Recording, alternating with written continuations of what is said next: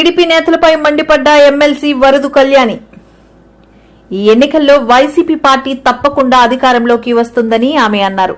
ఆమె మీడియాతో మాట్లాడుతూ ఎలక్షన్ కమిషన్ తో చెప్పి పోలీస్ శాఖను మార్చారు, అధికారులు మార్చారు, మాపై ఎల్లో మీడియాలో దుష్ప్రచారం చేశారు, కానీ ఎన్ని జరిగినా సరే అధికారంలోకి వచ్చేది వైసీపీ పార్టీ అని ఆమె అన్నారు.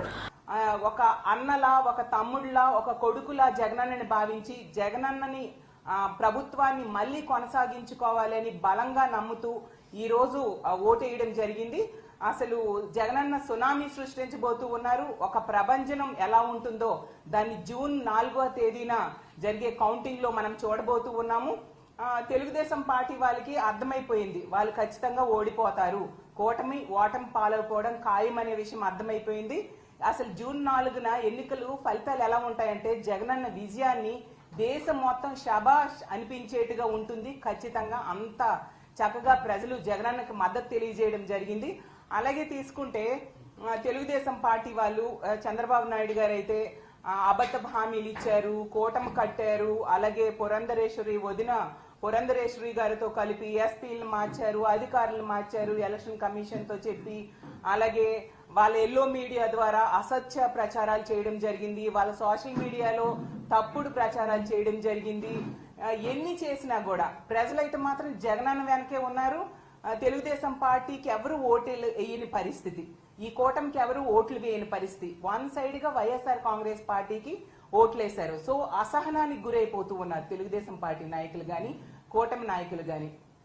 ఒక ఫ్రస్ట్రేషన్, ఎలాగూ కూటమి ఓడిపోతుంది అనే విషయం అర్థమైపోయి ఇన్ని చేసినా కూడా గెలవట్లేదు అనే విషయం కూటమి మనుషులకి, వాళ్ళ కార్యకర్తలకి అర్థమైపోయి దాడులకి పురుగొల్పుతూ ఉన్నారు.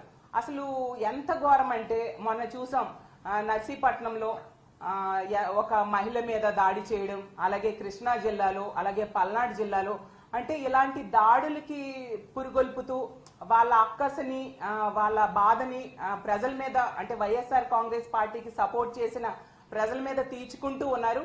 అసలు ఇది చాలా దారుణం. దీన్ని మేము తీవ్రంగా ఖండిస్తూ ఉన్నాం. అసలు మనం ప్రజాస్వామ్య దేశంలో ఉన్నామా లేదా అన్నట్టుగా వీళ్ళ ప్రవర్తన ఉంది. వాళ్ళు అధికారులు మార్చుకున్నారు, వాళ్ళ సపోర్ట్ తో ఎన్నో దౌర్జన్యాలు గురి చేయడం జరిగింది.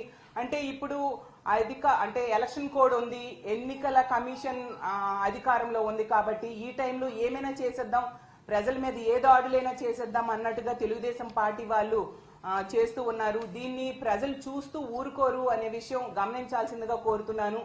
మీరు అప్పుడు అధికారంలో ఉండేప్పుడు సరైన పరిపాలన ఇవ్వలేదు కాబట్టే ప్రజలు 19లో మీకు బుద్ధి చెప్పడం జరిగింది. ఈ 24 ఎన్నికల్లో కూడా మీకు ఖచ్చితంగా బుద్ధి చెప్పారు. అసలు తెలుగుదేశం పార్టీ అంటే, టీడీపీ అంటే తెలుగుదేశం పార్టీలా లేదు. ఈ రోజు ప్రజల మీద ఈ దాడుల్ని చూస్తూ ఉంటే తెలుగు డెకాయిడ్స్ పార్టీలా ఉంది అనేసి ప్రజలు అనుకుంటూ ఉన్నారు. ఒక టీడీపీ అంటే తెలుగు దండుపాల్యం పార్టీలా దాడులు చేస్తూ ఉన్నారు. అలాగే టీడీపీ అంటే తెలుగు దుశ్శాసనల పార్టీలా మహిళల మీద దాడి చేస్తూ ఉన్నారు. టీడీపీ అంటే తెలుగు దొంగల పార్టీలా మహిళల తాలూకా బంగారు ఆభరణాలు కూడా ఈ దాడుల్లో దోచేసుకుంటూ ఉన్న పరిస్థితి చూసాం. ఒక టీడీపీ అంటే తెలుగు దుర్మార్గుల పార్టీలా ఈ రోజు బిహేవ్ చేస్తూ చాలా దుర్మార్గంగా వృద్ధుల మీద కూడా దాడులు చేసే పరిస్థితి మనం చూసాము. అలాగే టీడీపీ అంటే టెర్రరిస్ట్ డెకాయిడ్ పార్టీలా బీసీ, ఎస్సీ, ఎస్టీ మైనారిటీల మీద చాలా దారుణంగా దాడులు చేస్తూ ఉన్నారు. మేము చాలా తీవ్రంగా దీన్ని ఖండిస్తూ ఉన్నాము. అసలు మీ ఇళ్లలో ఆడవాళ్ళు ఉండరా?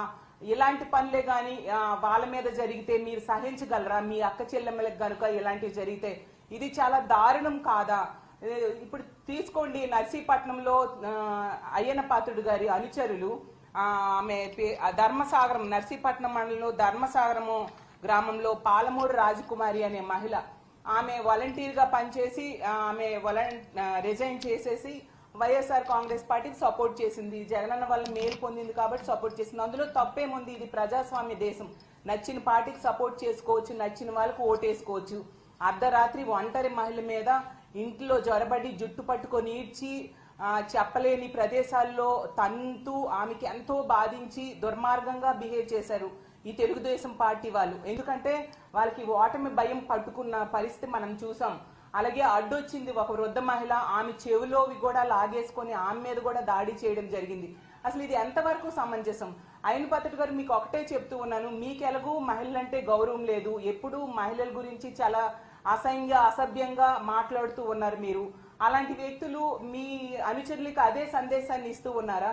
మరి మీ ఇంట్లో ఆడవాళ్ళు కూడా ప్రచారం చేశారు కదా, మరి వాళ్ళ మీద కూడా ఎలాంటి దాడులు చేయమన్నా మీరు మెసేజ్ ఇస్తూ ఉన్నారు.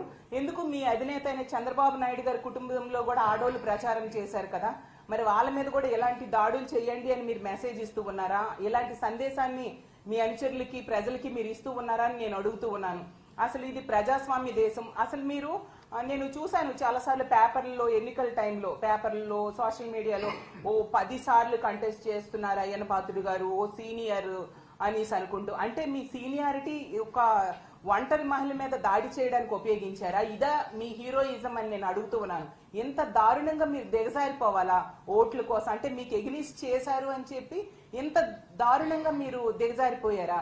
ఎంత సీనియర్ అని చెప్పుకుంటారు కదా, మీ జూనియర్స్ కి మీరు ఇదే నా సందేశం ఇస్తూ ఉన్నారని నేను అడుగుతూ ఉన్నాను. అలాగే తీసుకుంటే ఆ కృష్ణా జిల్లాలో గన్నవరం నియోజకవర్గంలో ఉంగటూరు మండలంలో ఆత్కూరులో వేముల సంధ్యారాణి అనే మహిళ, ఆమె చేసిన పాపం ఏమీ లేదు, వైఎస్ఆర్ కాంగ్రెస్ పార్టీకి ఓటేసింది అంతే. ఆమెకైతే ట్రాక్టర్తో ఏకం తొక్కించి చంపేద్దామని చూశారు తెలుగుదేశం పార్టీ రౌడీ మోకలు. ఎంత దారుణం! అంటే మహిళలంటే అంత చిన్న చూపా మీకు? అంత చులకన భావమా? ఆడది అబల కాదు సబల అనే విషయం మీరు తెలుసుకోక ఇలాంటి పనులు చేస్తూ ఉన్నారు.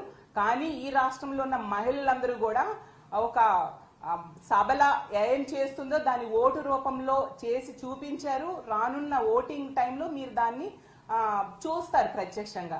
అలాగే తీసుకుంటే పల్నాడు జిల్లాలో గురజాల కాన్స్టిట్యున్సీలో కొత్త గణేశన్పాడు గ్రామంలో అయితే బీసీ ఎస్సీ మహిళలకి 24 గంటలు బంధించి మరీ దాడి చేయడం జరిగింది. అసలు ఆ మహిళలు అయితే గుడిలోకి వెళ్ళి దాక్కున్నారు. వాళ్ళు చేసిన పాపం కూడా ఏం లేదు, వైఎస్ఆర్ కాంగ్రెస్ పార్టీకి ఓట్లేశారు. అంటే వైఎస్ఆర్ కాంగ్రెస్ పార్టీకి ఎవరు ఓట్లేస్తే వాళ్ళ మీద ఇలా దాడులు చేసేస్తారా? అసలు ఎంత దారుణం! మీరు ఇంతగా దిగజారిపోయి తెలుగుదేశం పార్టీ వాళ్ళు ఎందుకు ప్రవర్తిస్తూ ఉన్నారో అర్థం కాని పరిస్థితి రాష్ట్రంలో నెలకొని ఉంది. అలాగే తీసుకుంటే